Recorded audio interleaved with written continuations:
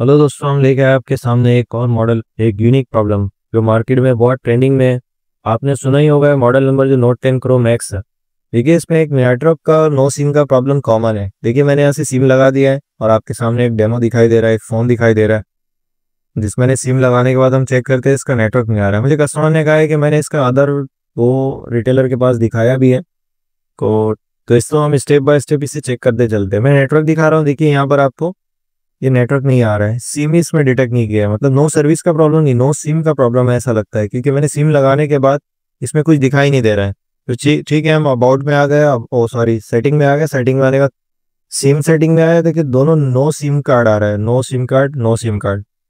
तो ये तो कॉमन प्रॉब्लम है नोट 10 प्रो मैक्स में। तो इस प्रॉब्लम का सॉल्यूशन क्या है? देखिए, ये प्रॉब्लम आता कहाँ से, हम पहले रीज़न देखते चलते हैं इसका। ये रीज़न किस रीज़न से ये प्रॉब्लम आ सकता है? देखिए, फ़ोन में दोस्तों जिस प्रोटोकॉल से ये फ़ोन बनता है, जिस प्रोटोकॉल से ये फ़ोन बनता है, अगर से आपका फ़ोन कहीं इंटरनली आपका सीपीयू ड्राई हो जाता है तो उससे भी ये प्रॉब्लम आ सकता है। दूसरा रीज़न ये है कि आपका फ़ोन कहीं अगर से एक्सीडेंट जैसा कहीं गिर गया हो और गिरने के बाद कोई कंपोनेंट वगैरह जो उस सेक्शन के मिसिंग हो गए हो, वो जैसे कि रजिस्टर है या फिर, तो इस प्रॉब्लम से भी आपका ये प्रॉब्लम आ सकता है। इस रीज़न से भी आपका ये प्रॉब्लम आ सकता है। तो मैं देखिए, नोट 10 प्रो मैक्स से मैं वही दिखाना चाह रहा था। मैंने तो देखा था, लेकिन मैं आपको स्क्रीन पे मेरे टोटल व्यूवर्स को बताना चाह रहा था कि प्रॉब्लम कौन सा है। ठीक है, मैं इसे स्टेप बाय स्टेप हम ओपन कर लेते हैं और इसे चेक करते हैं। ओहो, ये क्या! ओपन करने के बाद आप देख रहे हो इसकी कंडीशन क्या है। मतलब कितना ज़्यादा वर्क करा हुआ है, पावर सेक्शन से लेके नेटवर्क सेक्शन पूरा छेड़छाड़ करा हुआ है और इतना पेस्ट अप्लाई करा हुआ है, ज़रा भी फिनिशिंग में काम करा हुआ नहीं है। जिस भी शॉपकीपर ने काम किया है, तो दोस्तों मैं एक सजेशन देते चलता हूँ, अगर से आप टेक्नीशियन है तो आप ऐसा काम ना करें। आप जो भी काम करें एकदम फिनिशिंग में काम करें, अच्छे से काम करें। तो ठीक है, हम इसके कैमरे वगैरह ओपन कर लेते हैं और एक एक कैमरा ओपन करने के बाद हम चेक करते हैं बैक साइड की कंडीशन क्या है इसकी। ये तो हमने टॉप साइड का देख लिया है मदरबोर्ड, और मैं आपको दिखाता भी चलता हूँ अभी। देखिए, मैंने मदरबोर्ड ओपन कर लिया है और ठीक है, बैक साइड ओपन कर ले, जूम करके दिखाता हूँ आपको। देखिए कितना पेस्ट अप्लाई किया हुआ है, और बैक साइड में भी देखिए सीपीयू पे काम करा हुआ है। ये तो मुझे कस्टमर ने खुद कह दिया था कि इस पे काम करा हुआ है, और दो बार वो कहता है कि उसने जिस शॉपकीपर के पास दिया है कि मैंने 2 बार इसका सीपीयू रिवॉल्व कर लिया, लेकिन उन्होंने ये रिजल्ट सक्सेस का नहीं आ पाया। उसका रीज़न क्या है हम भी देखते चलते हैं। तो चलिए, हम भी डायरेक्ट सीपीयू पे अटैक करते हैं, क्योंकि ये सब ऑल सेक्शन पे काम करा हुआ है जो नेटवर्क सेक्शन होते हैं। और नो सिम का प्रॉब्लम मुझे भी ज़्यादातर मैंने डायग्नोस किए तो वो सीपीयू से ही आता है। हम इसको डायरेक्ट, मैंने देखिए टेम्परेचर मैंने जो रख लिया है इस पर 350 रख लिया है, और मैं इसका सीपीयू रिमूव कर लेता हूँ। ये ऑलरेडी इस पर ब्लैक पेस्ट है, नहीं काम करा हुआ है, ब्लैक पेस्ट इसका सारा रिमूव करा हुआ है, इसीलिए इस पर पेस्ट नहीं। लेकिन इस पर आप देख रहे हो कि पेस्ट कितना अप्लाई किया हुआ है। जिस शॉपकीपर ने भी इस पे वर्क किया उसने यही समझा होगा इस पे ज़्यादा से ज़्यादा पेस्ट अप्लाई करके उसको फिक्स कर लूँ, ज़्यादा शेक करके, यानी हीटिंग देके, टेंटिंग टेम्परेचर देके, ताकि वो नेटवर्क शायद कहीं ना कहीं इसके पॉइंट बैठ नहीं रहे होंगे सीपीयू के प्रोसेसर के, इसीलिए इतना ज़्यादा इसमें सीपीयू पे पेस्ट लगा हुआ है। अब देखिए, मैंने इसको रिमूव कर लिया। रिमूव करने के बाद आप देख रहे होगे इस पे कोई पेस्ट नहीं है, ब्लैक पेस्ट नहीं है, जैसा कंपनी से आता है शील्ड पैक अनटच बोर्ड आता है वैसा। तो ठीक है, हम सीपीयू को साइड में रख देते हैं और हम स्लो इसको स्टेप बाय स्टेप इस पे काम करते चलते हैं। तो देखिए, मैंने इस पे पेस्ट अप्लाई कर लिया। थोड़ा पेस्ट अप्लाई करने के बाद हम डिश होल्डर वायर का सहारा लेंगे, यानी सहायता से इसको, इसके एक एक बॉल को, यानी जो मदरबोर्ड की जो बॉल है इसको हम क्लीनिंग कर देते हैं, फ्लैट कर देते हैं इसको। तो ये बनाना बहुत ज़्यादा ज़रूरी है। मैंने आयरन का टेम्परेचर देखिए दोस्तों रख लिया 350, आयरन टेम्परेचर भी मैंने 350 कर लिया, और हम स्लो इस पे इसके पैड को क्लीन करते हैं, यानी पैड को फ्लैट बना लेते हैं पूरा।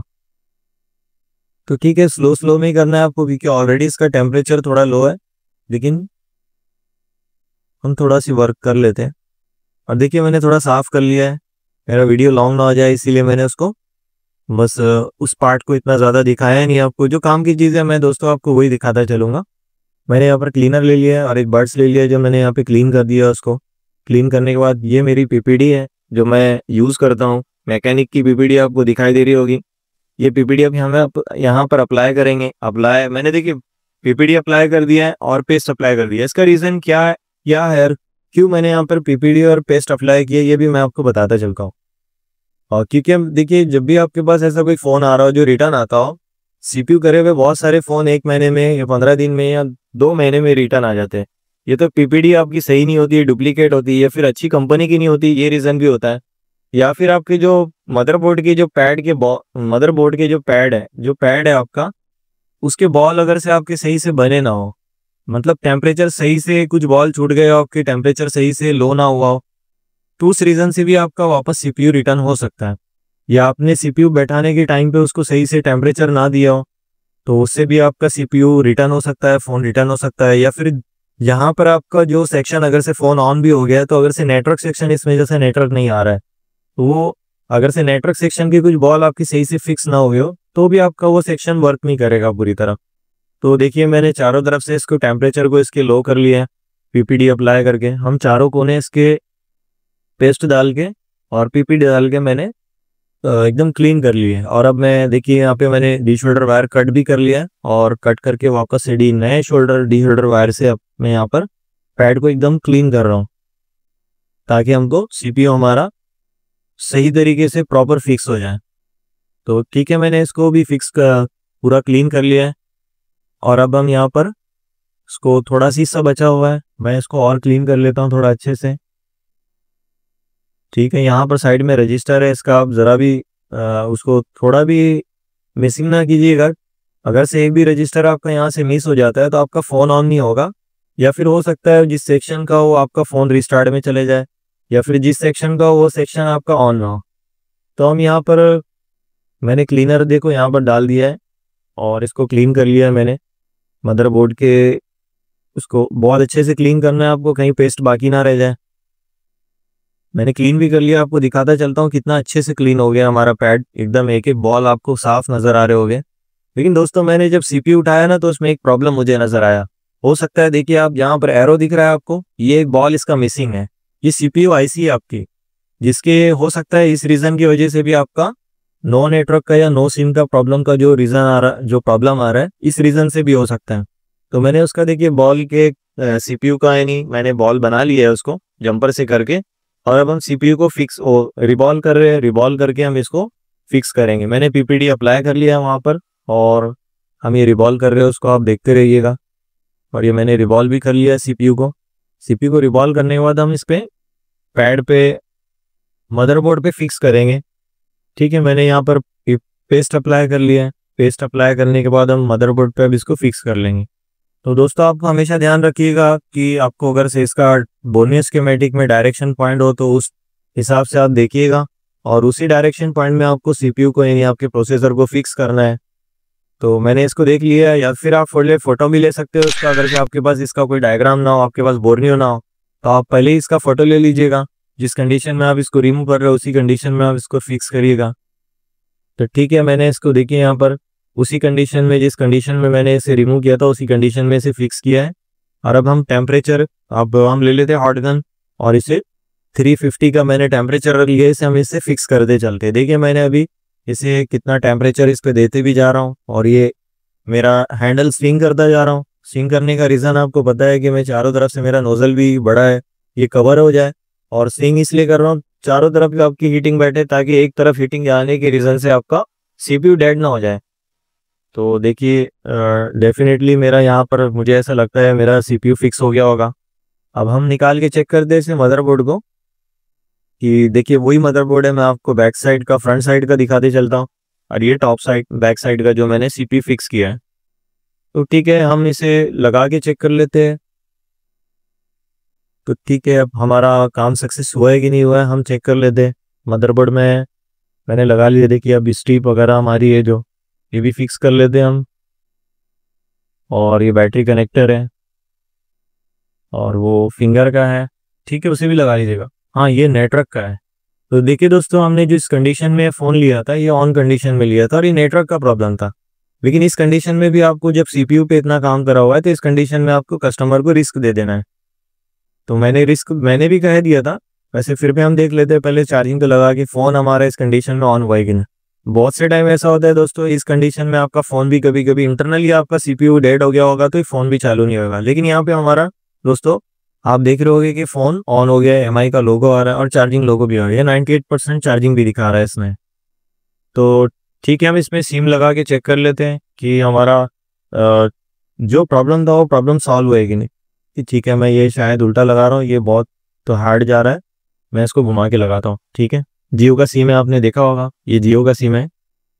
अभी देखिए मेरा सिम लग चुका है। हम इसे फ़ोन को ऑन करके चेक कर लेते हैं।